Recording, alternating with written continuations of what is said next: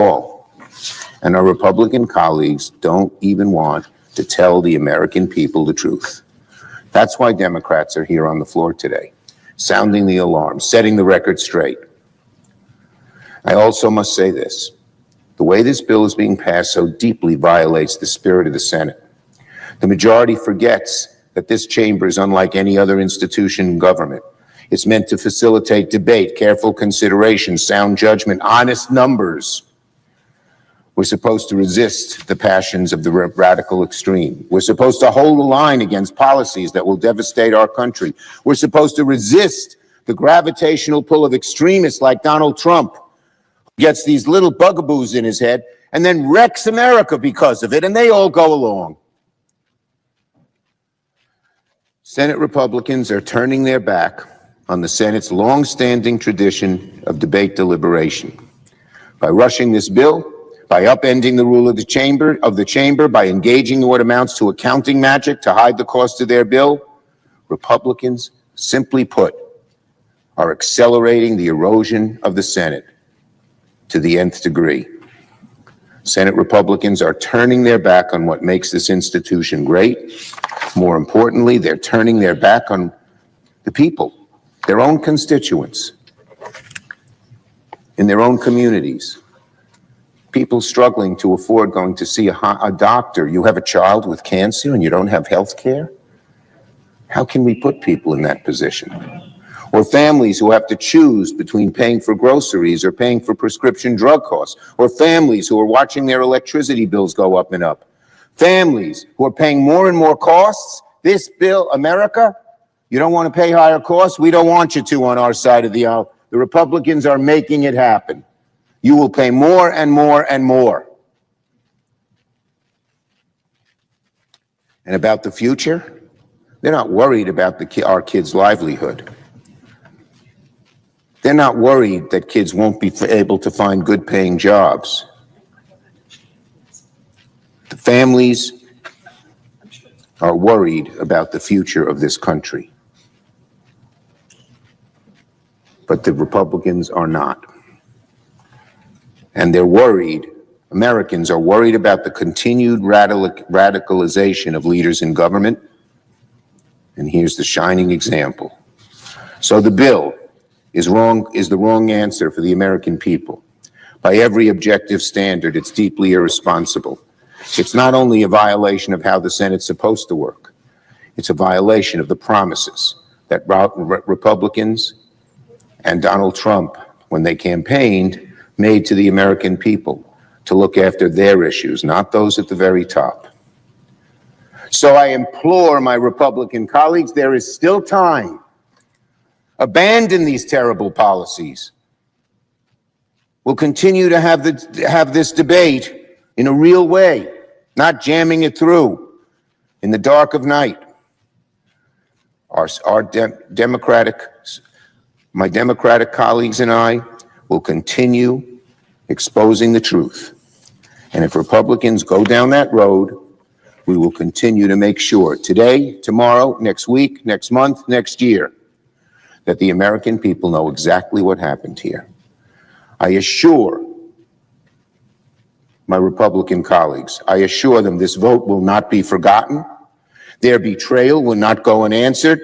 This bill must not stand. I yield the floor. President. Senator from Massachusetts. Thank you, Mr. President, and thank you, Mr. Leader, for setting the record straight. It's really awful when we hear Republicans come down here and they just don't tell the truth about the bill that they are trying to pass. Maybe that's why they try to pass it in the middle of the night. They think no one will really notice. Would the gentlelady yield? I will. Senator yield. All you have to do is look at their faces. Yeah. They know that what they're doing. They know it's unpopular. They know they're, as Senator Murkowski said, that they're all afraid. But it's time for them to stand up, isn't it? Yep. So on Friday, I met Vivian. Vivian is an 11-year-old kid from Winston-Salem, North Carolina. Vivian likes school. She likes her friends. She likes reading Harry Potter. She is a lot like any other 11-year-old. But for Vivi, going to school and being with her friends depends on Medicaid. because Medicaid covers the cost for her wheelchair, for her therapists, and for her health aid. Right now, Republicans are trying to rip away health care from kids like Vivian. The cruelty is truly breathtaking. I ask for one Republican senator, just one Republican senator who plans to vote for this bill, to look into Vivi's eyes and tell her that her health care is just not a priority for this country. You know, Mitch McConnell said to Republican senators that he knew they were getting calls about Medicaid, but not to worry about people losing their care because, according to Mitch McConnell, they will get over it.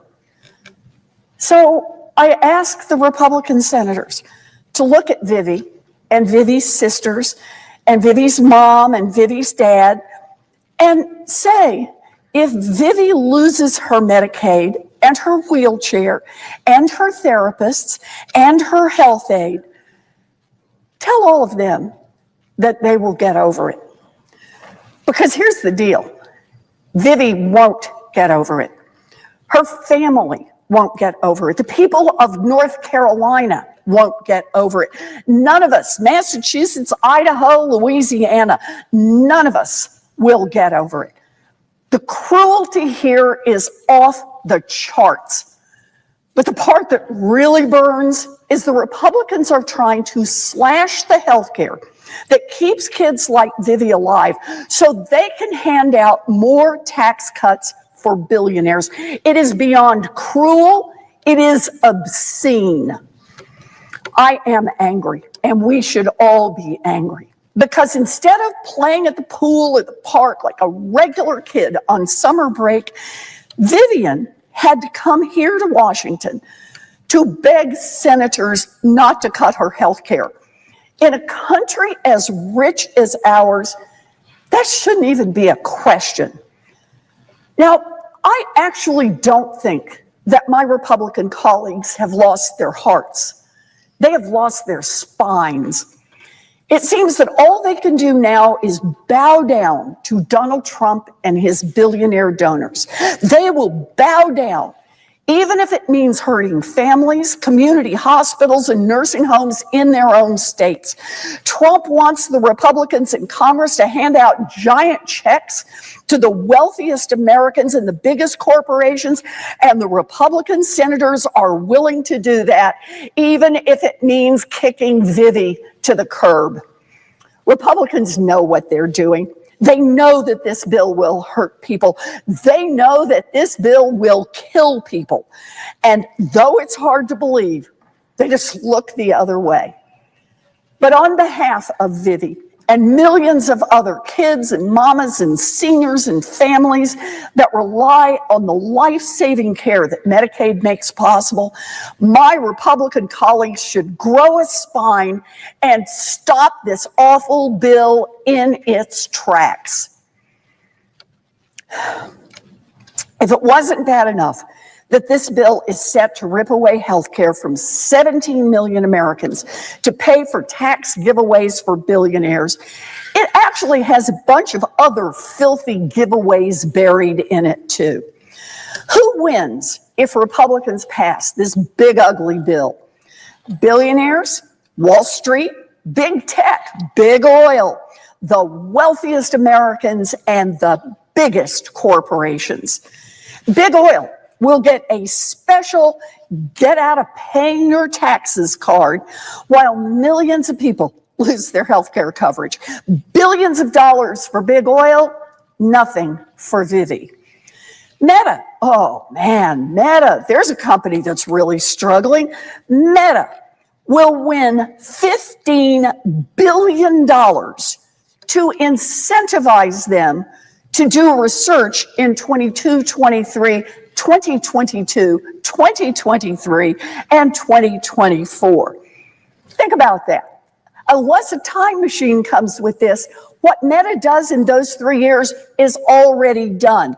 But under this bill, Meta gets a $15 billion check on the day this bill passes, simply for existing, while families lose access to their health care. Wall Street wins big with a provision Republicans squeezed in that would slash funding for the Consumer Financial Protection Bureau.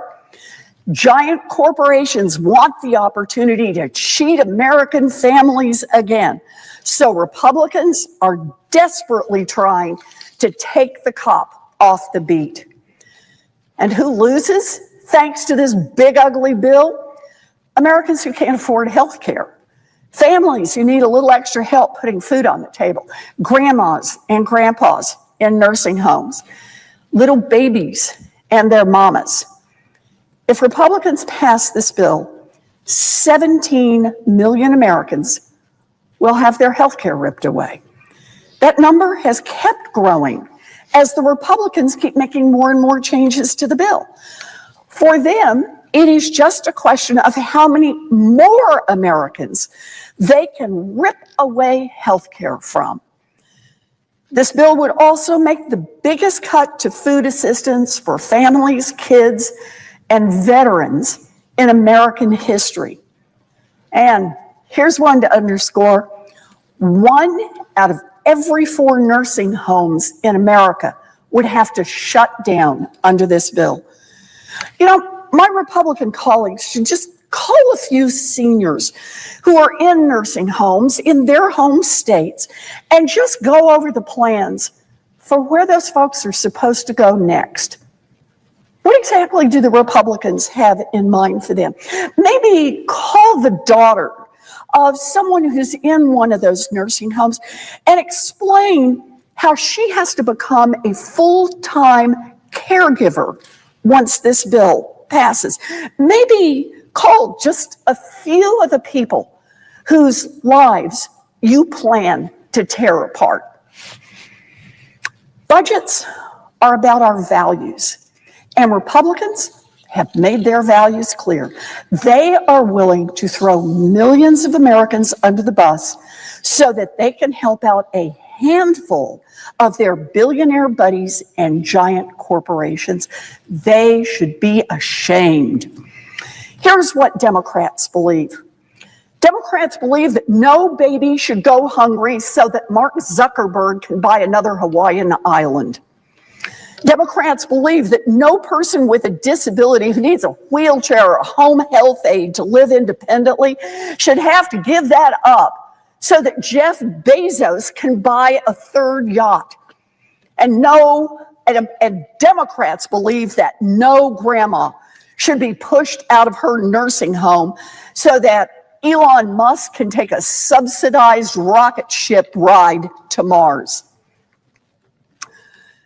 It doesn't have to be this way. What if, instead of tax breaks for billionaires, we make the rich pay their fair share? What if, instead of slashing health care for our kids, we make it possible for every American to see a doctor when they're sick without breaking the bank? And what if, instead of giving big oil more giant handouts, we make universal child care a reality for families all across this country? We can tax the rich. Damn it, if Jeff Bezos can afford to rent Venice for $50 million for his wedding, he can afford to pitch in his fair share on taxes so the next kid has a chance to make it big, and the kid after that, and the kid after that. We can make life better for working people. We can make it easier, not harder. We can lower costs for families, not jack them up even more like this bill does. We can put families first, not billionaires and billionaire corporations. Democrats believe this. Democrats are willing to fight for this. We will vote no on this awful bill. And for kids like Vivian, for seniors in nursing homes, for families who rely on home health aides, and for the millions more Americans that this bill will hurt, I urge my Republican colleagues, grow a spine and vote no. Thank you, Mr. President. I yield the floor. Senator Morgan. President, before she leaves the floor, I want to thank my colleague in particular for putting a human face on what this is all about for us on this side of the aisle. That small child, the senior you were talking about, I'm going to pick up on what you said, and I thank you for your leadership. Mr. President, I'm going to get into the specifics of this horrifying bill in a moment, all the details of the healthcare carnage and the clean energy bloodbath that Republicans are dragging America toward. First, though, I want to spend just a few minutes on the state of the Senate and our democracy. As of a few hours ago, the rules of the Senate are whatever Republicans feel like when the day begins. It's democracy defying, plain and simple. The bill before the Senate is loaded with fraudulent budget math that hides trillions of dollars in handouts to corporations and the ultra wealthy. It's a violation of the rules that used to be followed for years for the reconciliation process. It's a violation of the Congressional Budget Act. It's a violation of common sense. Republicans decided that none of that matters, so they've kind of gone nuclear to advance the bill. Apparently in this chamber, if the Republican chair of the Budget Committee says so, 1 + 1 = 3. That is unsustainable. We are going to be a sicker, poorer, and weaker country if this bill becomes law, and the Republicans have used this process, going nuclear, to pass it. But these moves cut both ways, and there'll be a lot of cleanup for Democrats to handle down the road. Now, in my time in public service, Mr. President, I have never seen a more destructive, regressive, common sense defying bill debated in the Senate. This bill is going to determine the future of health care in America. Millions of Americans will lose their health insurance if Republicans pass the bill. My colleagues seem to be ignoring, for example, the fact that rural hospitals are the anchor of life in much of America. This bill will sever that anchor and set rural health care adrift. Here's how flawed the Republican plan is. The danger they're causing for rural hospitals is so great, Republicans have had to create a rural hospital relief fund. It is a Band-Aid on an amputation. I can tell you one thing I know for sure is only in Washington, D.C. would you create a relief fund to address a problem that you caused. How about you just not cut $1 trillion from Medicaid in the first place? Now, I wanted to get a sense of what rural America thought of this legislation. So last weekend, I held 4 town halls in 3 Eastern Oregon counties. It's as rural as it gets.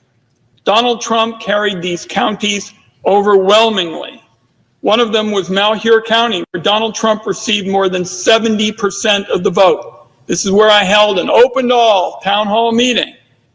It happens to have one of the highest Medicaid enrollments in the country. The message I heard was very clear and very loud. This bill will be a disaster for Malheur County on rural health. Now, healthcare is a top employer in America. If these cuts go through, the healthcare workforce in rural areas of our nation is going to be decimated. Nurses, doctors, and support staff will lose their jobs, and rural economies are going to suffer. Many of the Americans that will feel the consequences of this legislation today walk an economic tightrope. Many have multiple jobs. Millions more Americans will lose their benefits like home care and mental health and services that already fall far short of what our people expect. These are overwhelmingly kids, people with disabilities, seniors, all to pay for more tax cuts for multinational corporations and the ultra wealthy. It's not just the cuts, it's also a whole lot more red tape, making it harder for people to get care. At the center of the Republican Medicaid changes is a bunch of red tape thickets designed to entrap people into a never-ending maze of AI chatbots and phone trees that make it impossible for them to get the coverage they need. And even if you manage to get through all that bureaucratic water torture and sign up for Medicaid, the Republican plan says if you lose your job, you lose your health care. Why would the Congress want to inflict that on more people? Nobody I could find wants these cuts, no matter their political persuasion, and I was in places that were bright red. I'm sure most of us can agree there's a real debate to be had on how we can make health care more affordable and accessible, but this bill achieves none of that. Let me mention seniors. My colleagues have touched on the elderly. 2 and 3 nursing home beds in America are covered by Medicaid. If Republicans pass this into law, conditions will deteriorate. Seniors will be forced out of their nursing homes or forced to move in with family that doesn't have the necessary skills to care for their aging parents or grandparents. Nursing homes would be forced to shut their doors as a result of these cuts during a time when states are in desperate need of more nursing home options, not fewer. The bill also repeals nursing home safety standards. That's going to mean fewer nurses in nursing homes. You would think that'd be a concern of Republicans in the Trump administration. But when the Finance Committee was considering the nomination of CMS Administrator Mehmet Oz, he said, and I quote, "I believe we can provide quality of care equivalent to having a nurse in that nursing home using tools and technologies." Dr. Oz was apparently talking about AI. And I said, "You're for cutting nurses. What's going to happen when an 85-year-old woman has to go to the bathroom in the middle of the night and needs some help?"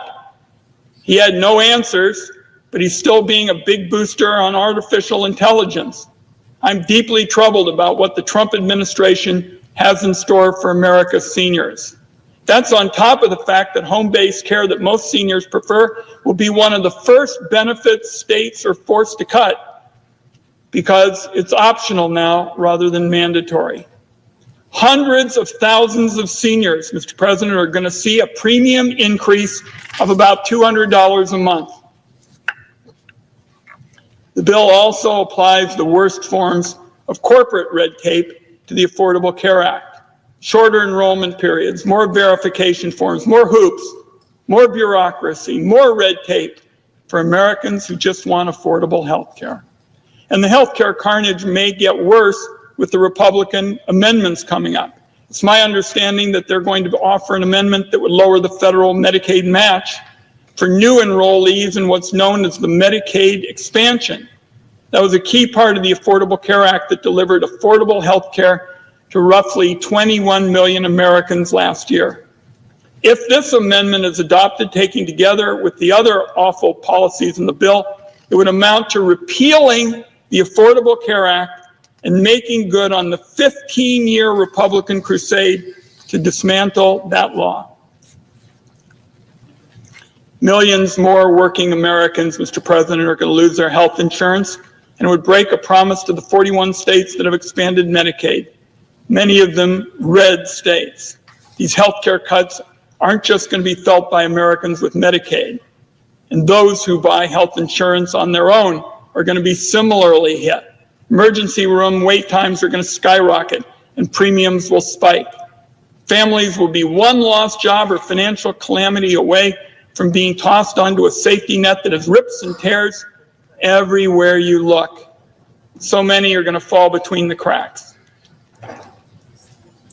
I also wanted to touch on another horrendous provision on health care buried in the bill, the defunding of the Planned Parenthood program, and they're doing it in a way that's essentially a backdoor nationwide abortion ban. This provision is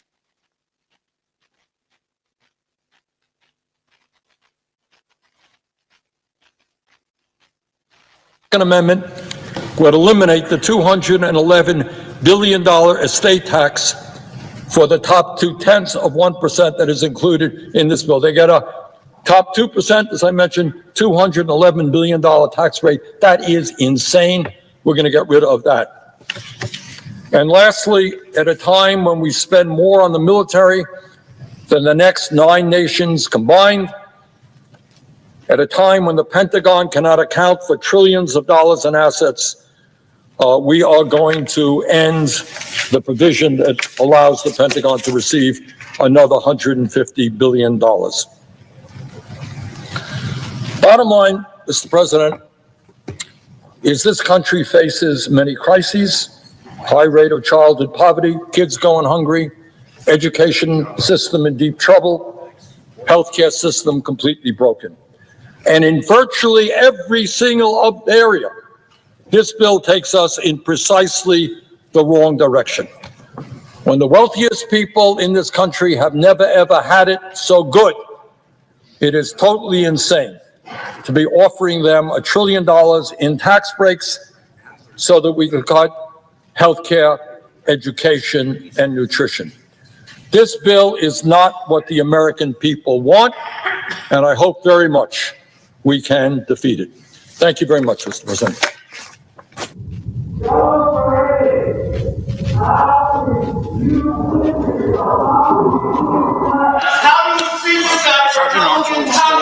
The Sergeant of Arms will restore order. The Sergeant of Arms will restore order in the galley. The Sergeant of Arms will restore order. The Sergeant of Arms will restore order in the galley.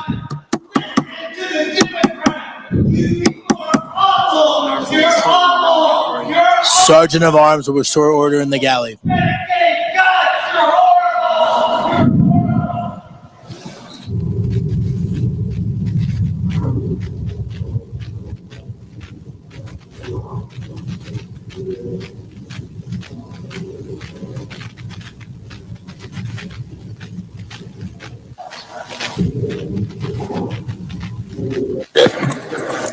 The Democratic leader. Mr. President, I thank my colleagues for coming to the floor. Wait, we'll put this up when we begin. Okay. We'll leave it up. The demand for energy booms right now. Even the heads of companies involved in fossil fuels are saying to me and other members of Congress, we need solar quickly to get more electrons to the grid. But Republicans don't want to listen because this plan risks plunging us into an energy crisis. It would be a disaster and a total surrender to China on clean energy manufacturing. It's clear as a sunny day that all the talk from Donald Trump and Republicans about American energy dominance was just a fraud, nothing but a hollow campaign slogan. And I'll close with this. There is no question in my mind, Mr. President, the American people went to the polls in 2024 to vote for cheaper groceries, cheaper utilities, and cheaper gas. They didn't vote to kick 16 million people off their health care so Republicans can give more tax breaks to billionaires and corporations. They didn't vote for an energy crisis that benefits nobody except big oil investors. There is a real cost of living crisis facing American families right now. And this Senate ought to be focused on finding ways to lower drug prices, for example, expand access to quality and affordable health care, and bring down the cost of living. Instead, Republicans are using every ounce of their power to jam through another round of tax breaks for those at the very top, and they're doing it on the backs of everybody else. There are serious challenges ahead, Mr. President, and there's going to be a serious mess to clean up. But until then, countless Americans will needlessly suffer and die as a direct result of losing their health care under this legislation. I don't believe the American people are going to forget. On this side of the aisle, we'll make certain that this topic is something that's dealt with again and again until the American people finally get a fair shake. I yield the floor.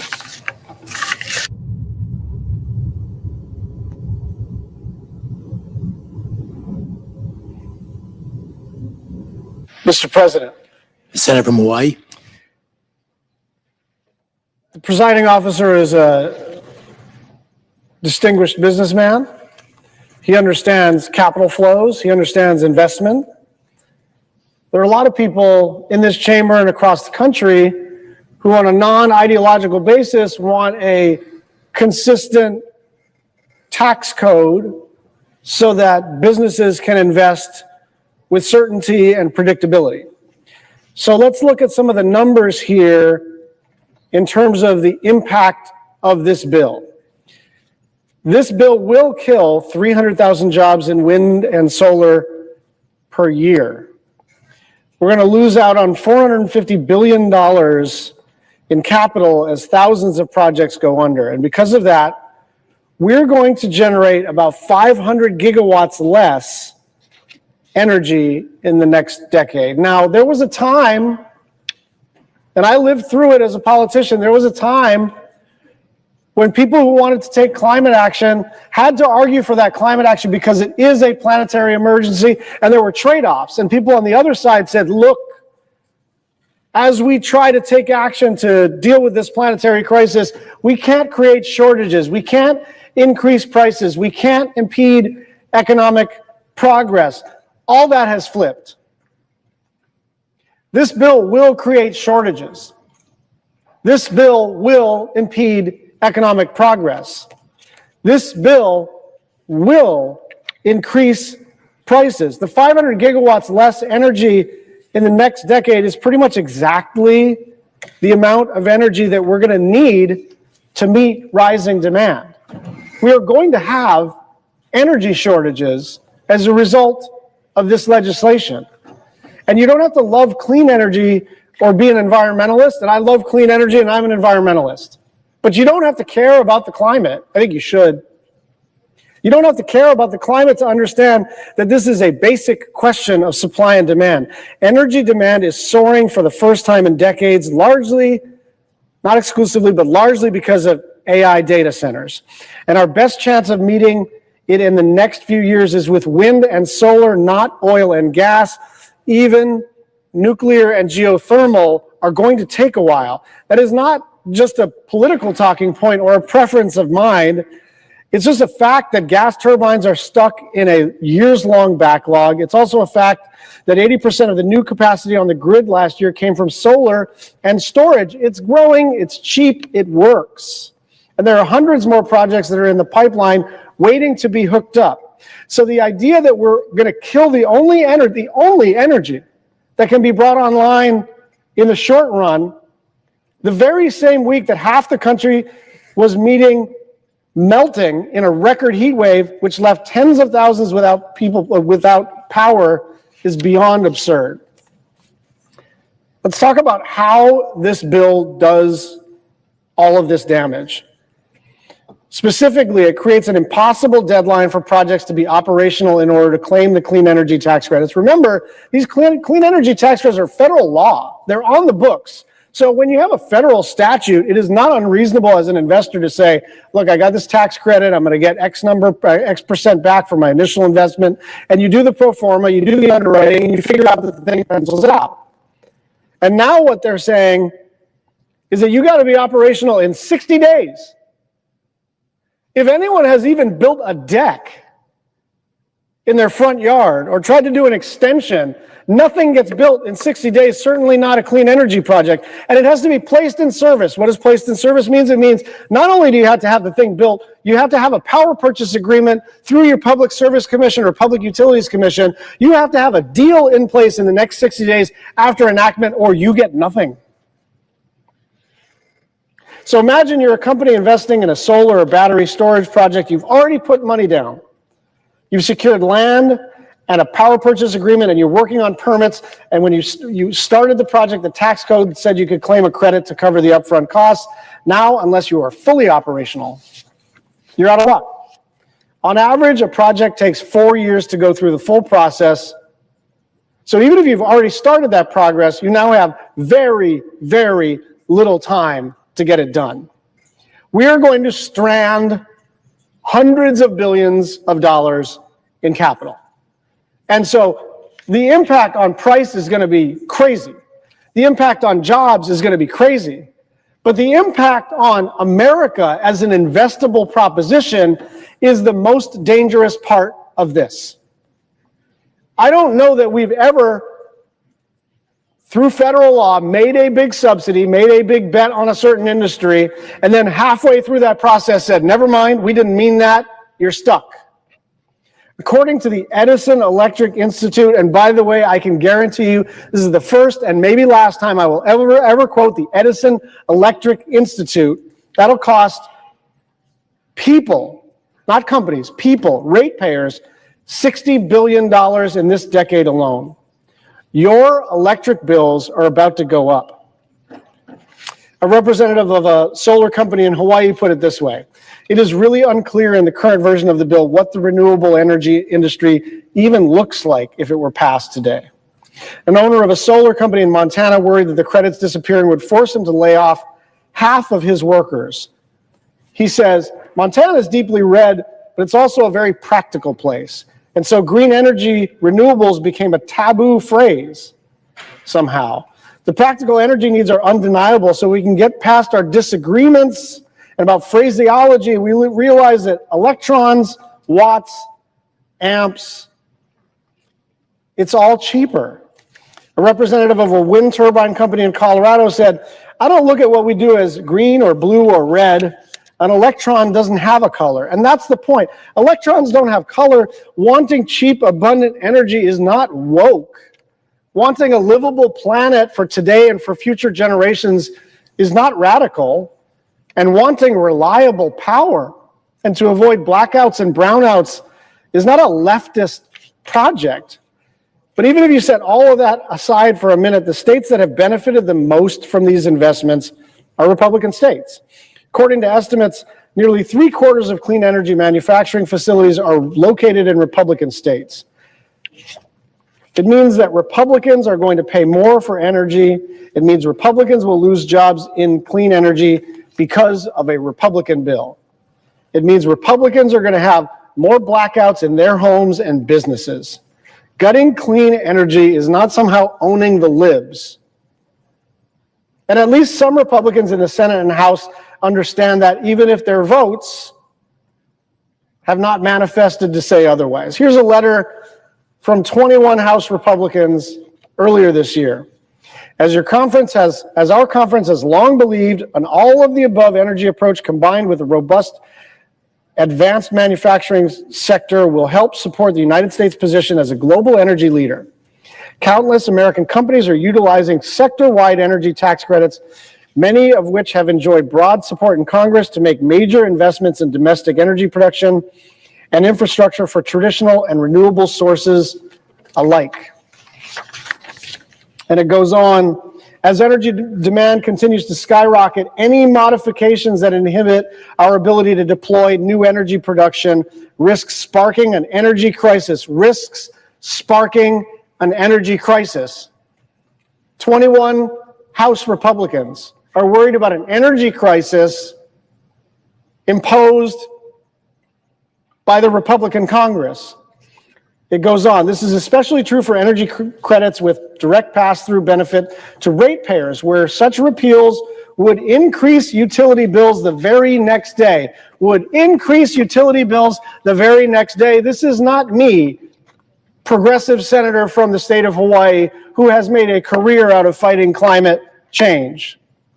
This is 21 House Republicans saying, like, we're going to create a crisis here. Maybe we shouldn't pass this thing. A lot of this stuff benefits us. If we're all out here talking about all of the above, why are we cutting off our nose to spite our face just because someone wants a talking point?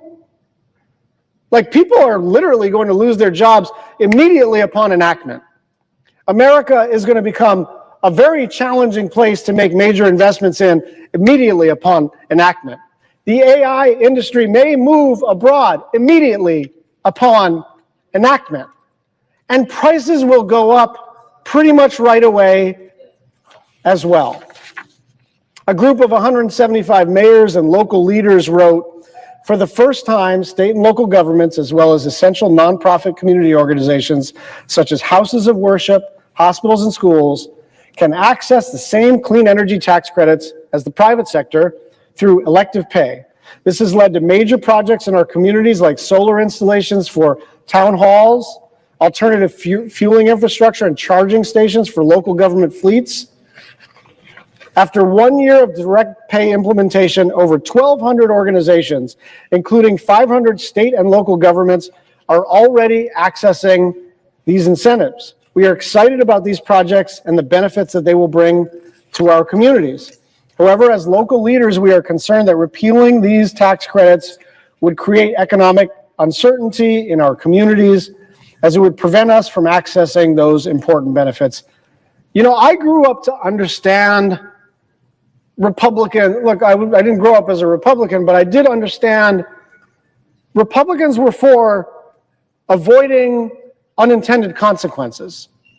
Republicans were against radical change too quickly. Republicans wanted a solid business environment that people could rely upon. This is literally none of that. This is ideology manifesting itself as energy policy. And what's going to happen is people are going to lose their jobs and pay tons more for electricity. The building trades union called this bill, quote, the biggest job-killing bill in the history of this country. And they go on, simply put, it is the equivalent of terminating more than 1,000 Keystone XL pipeline projects.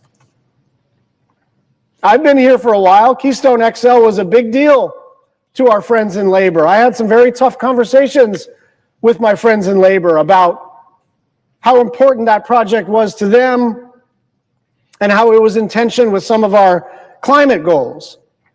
But listen to what they say. It is the equivalent of terminating 1,000 Keystone XL pipeline projects. These guys are not me or Jeff Merkley or Eddie Markey or Sheldon Whitehouse or Martin Heinrich or Rep. Ocasio-Cortez or any climate advocate. This is the building trades. And they're saying this is the biggest job killer perhaps in American history. We actually don't have to do this, you know? The impetus behind this bill was essentially border spending and preventing the Trump tax cuts from expiring. And then a bunch of stuff got added on because that's what happens. And we were there for our own version of this, our own BBB, our own Build Back Better, and everybody in your party piles on with something new. And then the thing becomes a really challenging thing to pass because everybody's got their hobby horse. And somebody's hobby horse is not just to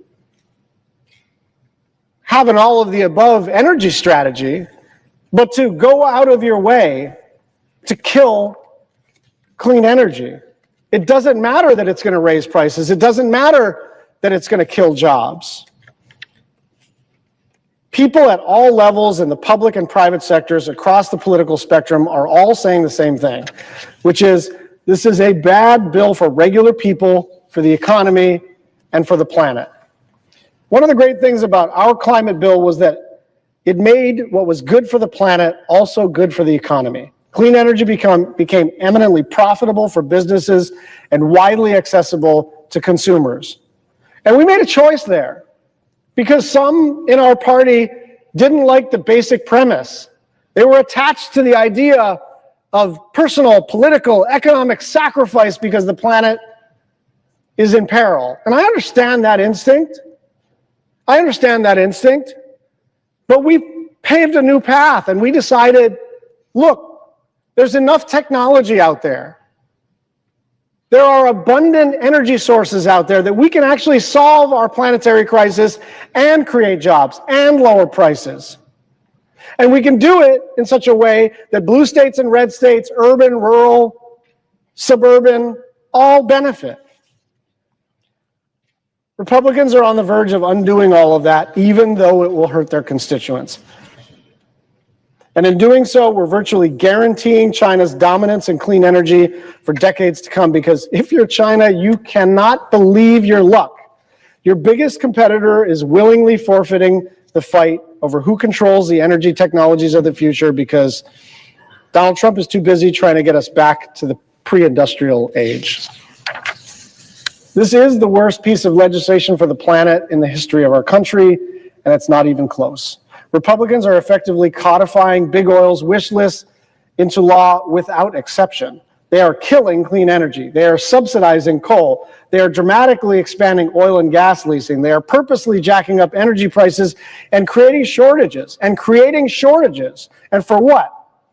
Partially, it's to find enough savings to shovel tens, if not hundreds, of thousands of dollars into the pockets of individual billionaires. But even kicking more than 16 million people off of healthcare coverage, denying food to the poor, and adding almost $5 trillion to the national debt was not enough. People voted for Donald Trump for all sorts of reasons, but no one voted for higher energy bills.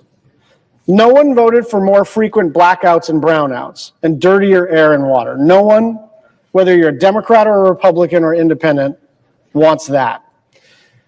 I want to be clear. This fight is far from over. This fight over this bill is far from over, but even if this bill passes, it will set us back. But the fight for the planet is bigger than any one bill or vote, and that includes the big climate bill that we passed in the previous administration. And as any movement that has successfully mobilized and made changes knows, progress is not linear. Progress always has setbacks and frustrations, and progress is not assured.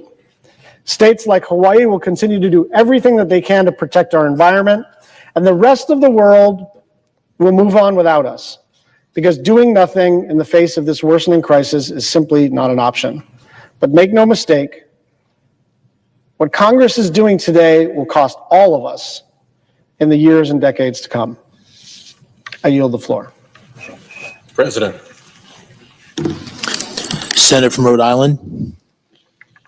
Mr. President, I rise today, and I will confess, I rise today a bit angry about this bill.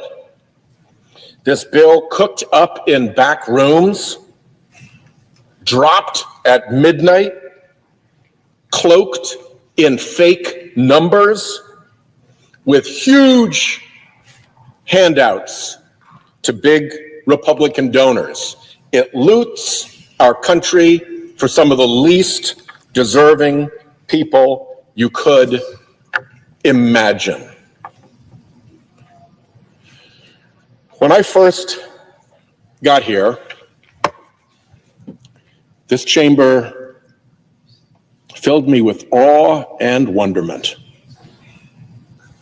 Our leader, Harry Reid, frequently called me his happiest senator. Such was the awe and wonderment that I felt here. Today, I feel disgust. This piece of legislation is corrupt. This piece of legislation is crooked. This piece of legislation is a rotten racket. This place feels to me today like a crime scene. Get some of that yellow tape and put it around this chamber. The midnight transfer of wealth in this bill is disgusting. There's a backdrop here. The backdrop here is the wealth inequality in our country already, in which the wealthiest 1% of our population own 30% of the wealth, and the poorest half of our population together only own 3% of the wealth. Top 1%, third of the wealth. Bottom half of the population by income, 3% of the wealth. And against that backdrop, this bill transfers wealth from middle-class families to giant corporations, billionaires, and mega billionaires. And it transfers wealth from our children and grandchildren to present-day billionaires by adding $5 trillion to the debt limit to run up the debt of the country to fund the tax giveaways to these special interests and wealthy billionaires. How do they do that? Take away health care from 16 million Americans. Give huge tax breaks to billionaires. Most families have someone sit down once a month and go through the bills. And you try to figure out what bills you can pay. You may not pay the whole insurance bill. You may just pay the minimum. You may not pay your whole credit card bill. You may just pay the minimum. You're aware of exactly how much money you have because you need to make those payments. That's kitchen table world. Billionaire world is different. You have a family office. You never see bills. You don't even know how much money you have, not even to the nearest $100,000. And you don't care because you got more than you could ever spend in your life. You could pay taxes like regular people, but there's something about your acquisition of wealth that can't stop. So you won't pay taxes like a normal person. You demand special treatment. You pay less of a tax rate than a firefighter, for God's sake. And that's not enough for you. Now you come here to this Senate floor wanting even more favors. You already don't know how much money you have. You could pay regular taxes and it wouldn't take a day from sunning on your private island, a day from cruising in your private yacht, a jet trip on your private jet, a ski trip to your private chalet. Nothing in your life would change if you had to pay taxes like a regular person, but you just don't want to. And the third is, oh, I should add, on the tax breaks, a lot of it goes to corporations. This bill doesn't just give big tax breaks to big corporations. It gives big tax breaks to big corporations that move jobs and investment offshore away from America. And it just doesn't give tax breaks to corporations that move jobs and investment offshore away from America. It gives tax breaks for doing that. It gives tax breaks for offshoring American jobs and offshoring American investment. It is the world's worst tax policy. It takes an already corrupted tax code and bends it even further in the favor of mega billionaires and big offshoring corporations. And last, what does this bill do that causes this transfer of wealth from regular people to the wealthy? It raises your costs to raise their profits. And I'm here to talk about one way that that happens. Because of this bill, your electric bills will go up.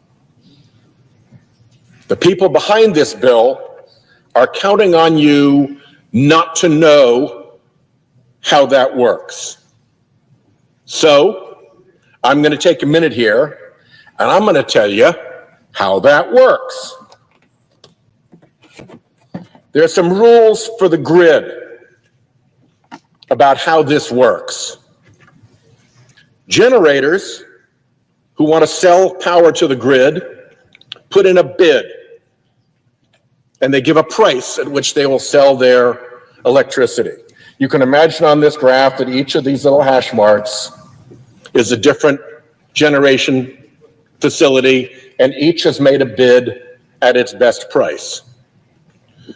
Once it's got the stack of bids, the grid manager, as the load comes onto the grid, dispatches the cheapest generators first, and then goes up the stack to the more and more expensive ones. As demand rises, the costs go up.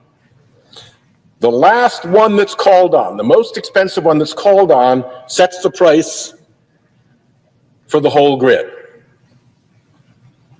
And this last one, the one that the price setter on the grid, almost always a fossil fuel plant. Okay? It's almost always a fossil fuel plant.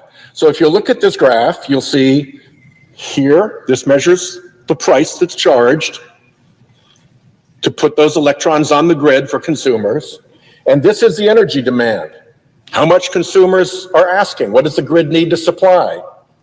And if you look at the top line, this is the world without renewables. This is an all fossil fuel system, let's say. Baseload nuke, okay, throw that in.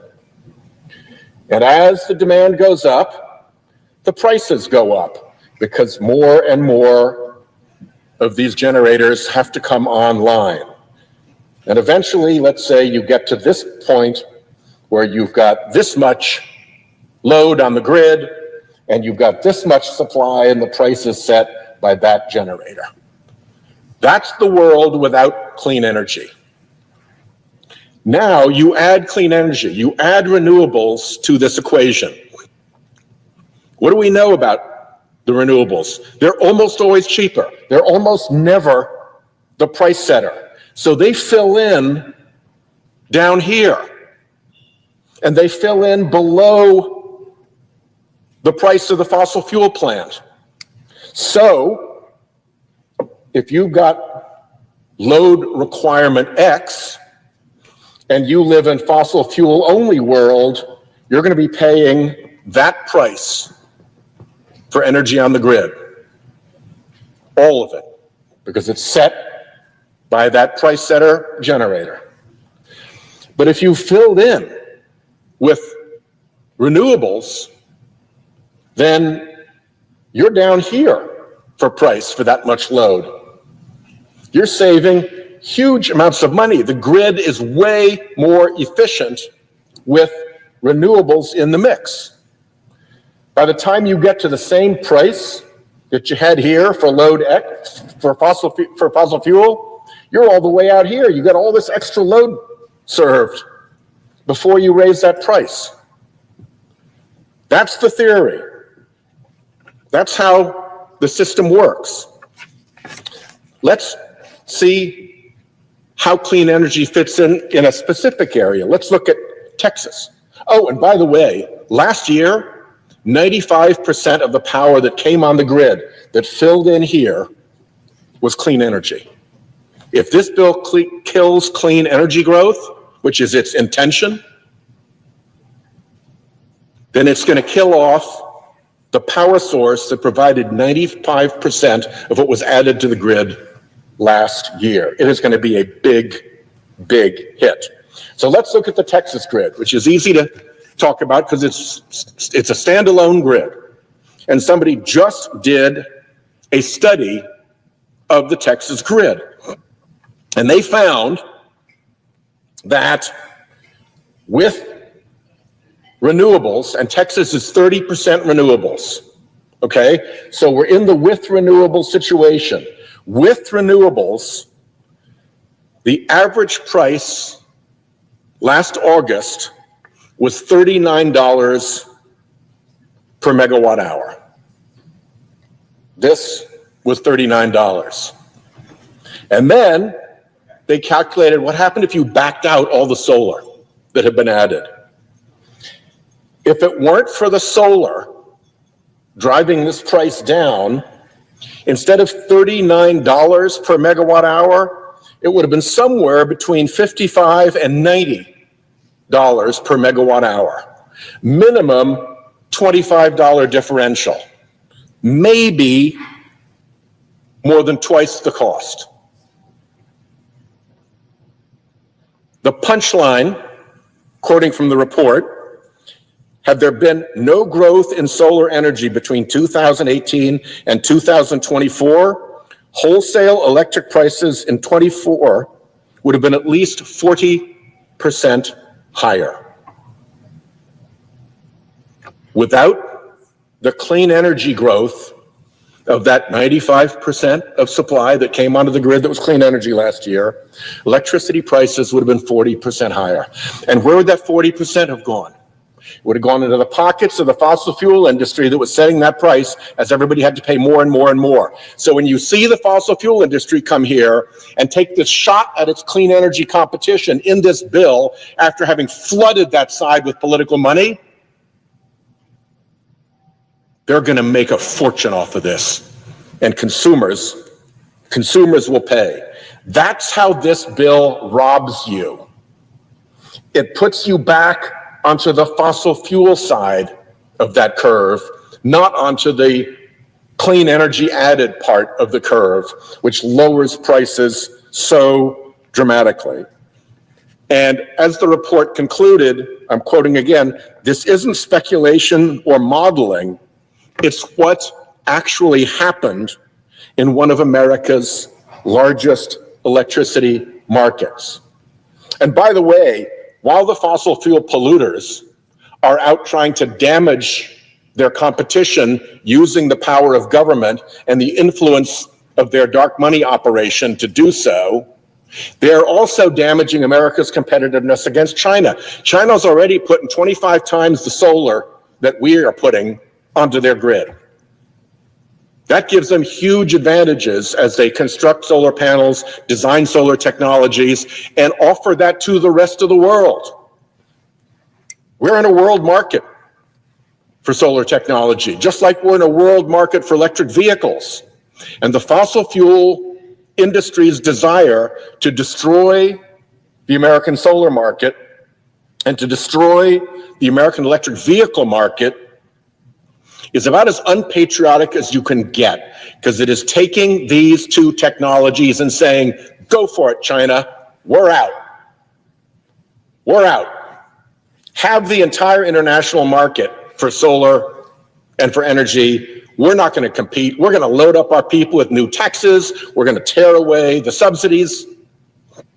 And by the way, the fossil fuel industry that's telling you this, they're the recipients of the biggest subsidy in world history.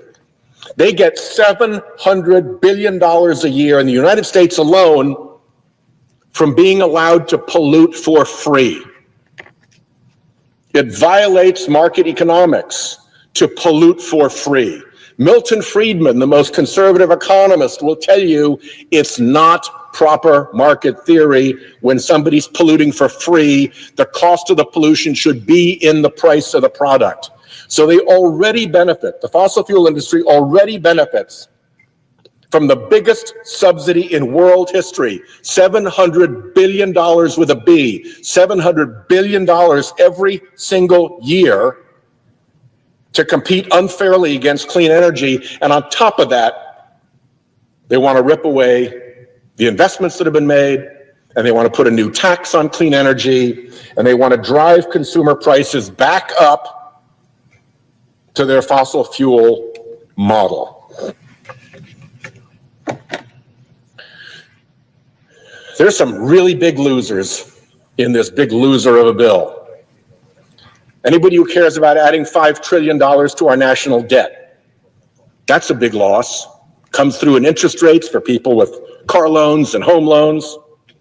Healthcare, 16 million people getting chucked off their healthcare. Hospitals and nursing homes facing receivership as their revenues dry up from a nearly $1 trillion hit to their revenue streams. Taxpayers getting clobbered by an already corrupt tax code that this makes even worse for the individuals benefiting the most from the corruption of the tax code and who are the least deserving of our solicitude and who are the most able to pay. I promise you, there are people who will not know they even got this $300,000 individual billionaire benefit because they're so rich already it won't even count. And on the flip side of the coin, if they had to pay taxes like a normal American, they wouldn't even notice that either. They'd still be able to sun on their island, cruise on their yacht, ski in their chalet, and jet in their jet. And yet, we're breaking the bank to the tune of $5 trillion to take care of those people. creepy billionaires who can't even count their wealth, but for some reason insist on coming to Congress and just seizing even more, looting the public trough. Offshoring corporations who get a special tax benefit for offshoring jobs and investment, moving them away from America. Remember, this was the America First agenda, not when you look into the weeds of this crooked bill. So creepy billionaires, offshoring corporations, and of course, fossil fuel polluters who want to pollute.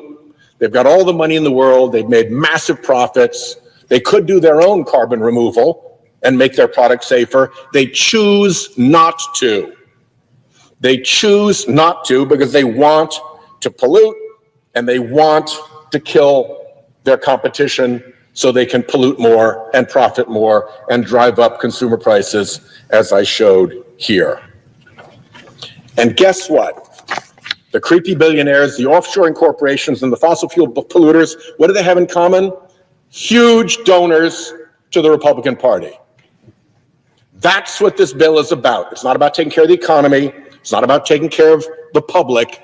It's payback to big special interests and billionaires who provide the dark money funding that floats the Republican Party, and now they're demanding payback for the majorities that they bought. There is a wasp, Mr. President, that lays its larvae inside another bug. And the larvae of the wasp inside that other bug are able to take over the nervous system of that other bug.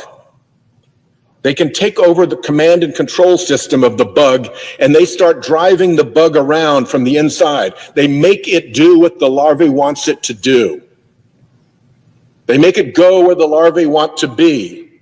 They make it hang where the larvae want it to hang, and then the larvae consume it from the inside. They eat it, and they turn into the next generation of wasps. That's a pretty good analogy for what has happened here. Those creepy billionaires, those fossil fuel polluters, those big offshoring corporations have taken over the command and control system of the Republican Party. The bug over there is being marched around by those special interests doing exactly what it's told.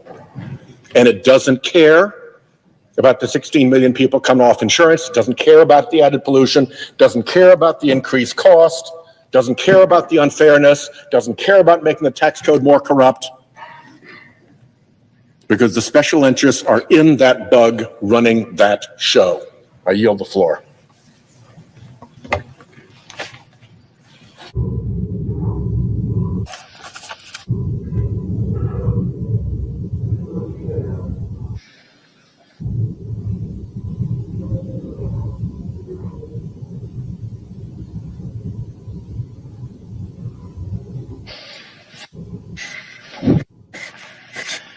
Mr. President. The Senator from North Carolina. Thank you, Mr. President. Mr. President, I come today to explain my vote yesterday for voting against the motion to proceed on this bill. Mr. President, I spent most of my career in management consulting, managing large, complex enterprise projects, multi-year, thousands of hours, a lot of complexity that take people, process, and technology to make it work. I learned a lot in that career, and I was able to go to the legislature and take that mindset as a member of the minority for 2 terms, and then we got a majority in 2010, and I found myself being the Speaker of the House. Mr. President, we were in the middle of the financial crisis. When I got sworn in January of 2011, North Carolina had a $2 billion shortfall on a $20 billion general revenue fund. And I had 6 months to balance that budget. Well, Mr. President, we did something that had not been done in North Carolina. We took the time to understand every aspect and every dollar that was being spent in government, We determined how to cut government in a way that was sustainable. We cut 12% from the university system budget. Not the rate of growth, but the actual spending. And I had some people say that it was going to be disruptive and the University of North Carolina would never be the same again. But Mr. President, we did it in a way that was instructed by the operations of the university system. And we did it in a way in concert with the chancellors. And you know what happened, Mr. President? We actually balanced the budget. We did do those cuts. And the last time I checked, the North Carolina university system is still considered one of the greatest systems in the United States of America. Why do I use that example? Because the Medicaid proposal in this bill bears no resemblance to that kind of discipline and due diligence. It has no insights into how these provider tax cuts are going to be absorbed without harming people on Medicare. And even worse, most of my colleagues do not even understand on either side of the aisle the interplay of state-directed payments and the devastating consequences of the funding flows that are going to be before us. Mr. President, here's how I figured out the impact in North Carolina. I used to be Speaker of the House, and I like the Speaker and have good relationship with the Speaker and the President Pro Tem, so I called them up. And I had my staff ask them if they would do an economic impact assessment on what this proposed bill would do to the Medicaid program in North Carolina. But I didn't want just the view of the Republican partisan staff that reports to the Speaker and the President Pro Tem on how they're going to absorb this bill. I decided to go to Josh Stein, the governor, and I went to his Democrat staff for Medicaid. I asked them to prepare an estimate, independent of the estimate that I had done with fiscal research. But I took a step further, Mr. President.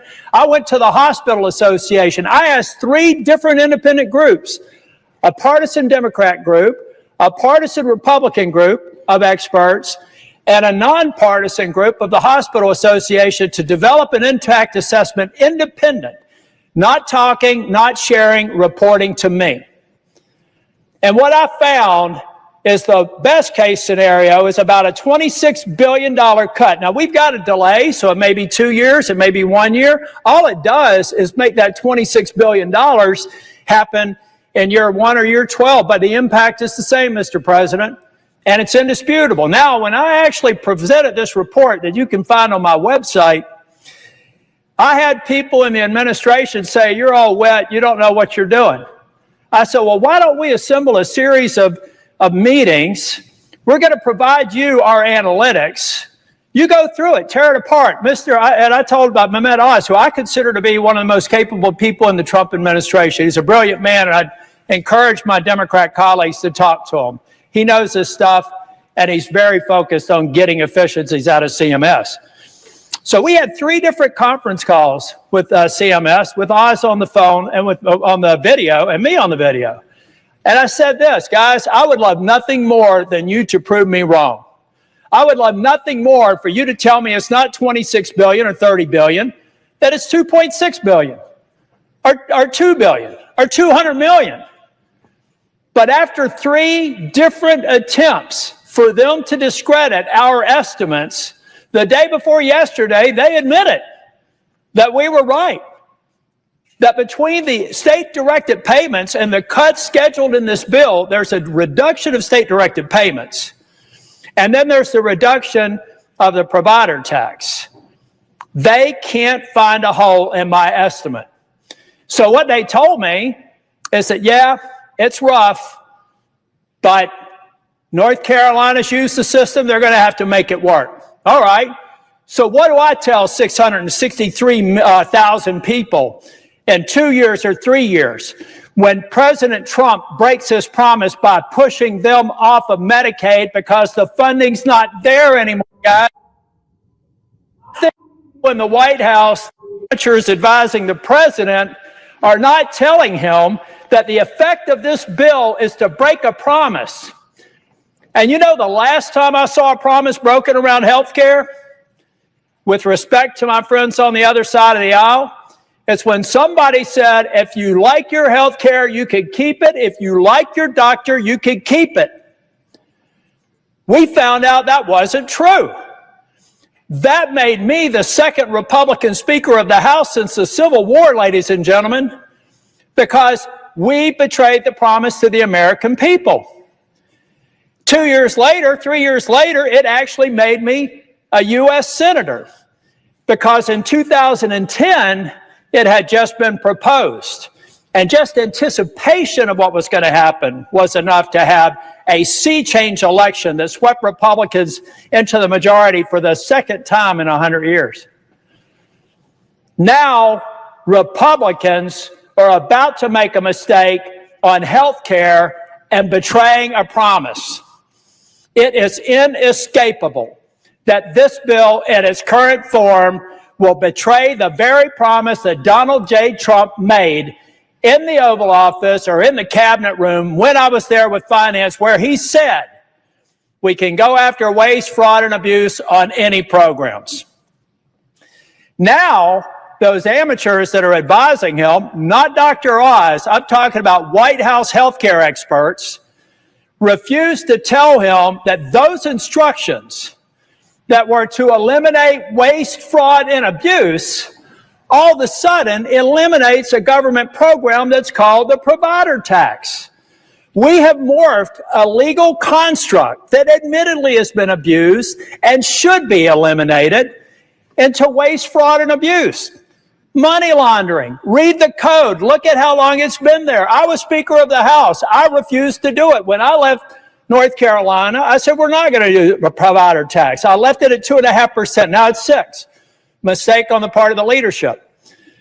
And frankly, I know my friends are probably going to think I'm a little bit crazy here, but I actually passed a law that made it illegal to expand Medicaid. Why did I do that? Because I was convinced someday we would be here. And I would have rather found a way to get more people on Medicaid at the standard FMAP than having this 90-10 match and watching it disappear and taking away desperately needed health care. So, Mr. President, over the course of the evening, I may look for an opportunity to speak again. But I'm telling the President that you have been misinformed. You supporting the Senate mark will hurt people who are eligible and qualified for Medicaid. I love the work requirement. I love the other reforms in this bill. They are necessary, and I appreciate the leadership of the House for putting it in there. In fact, I like the work of the House so much that I wouldn't be having to do this speech if we simply started with the House mark. I've talked with my colleagues in North Carolina. I know that we can do that, and I believe that we can make sure that we do not break the promise of Donald J. Trump that he's made to the people who are on Medicaid today, Mr. President. But what we're doing, because we've got a view on an artificial deadline on July 4th that means nothing but another date and time, we could take the time to get this right if we lay down the House mark of the Medicaid bill and fix it. And I know that my friend and colleague from New Hampshire, I jumped in front of her, so I'm only going to take another minute or two. But Mr. President, we owe it to the states to do the work to understand how these proposals affect them. How hard is that? I did it. How hard is it? How hard is it to sit down and ask the Medicaid office, ask the legislative staff, ask the Independent Hospital Association what the impact is? If there's no negative impact, what's wrong with daylight? What's wrong with actually understanding what this bill does? Mr. President, I know what it does because I spent a career implementing complex systems, and then I had the privilege of being Speaker of the House, and I implemented them in a government setting. And since I've been here, I've focused on bills and watched their implementation from the cradle until they're fully implemented. Mr. President, we owe it to the American people, and I owe it to the people of North Carolina to withhold my affirmative vote until it's demonstrated to me that we've done our homework. We're going to make sure that we fulfill the promise, and then I can feel good about a bill that I'm willing to vote for.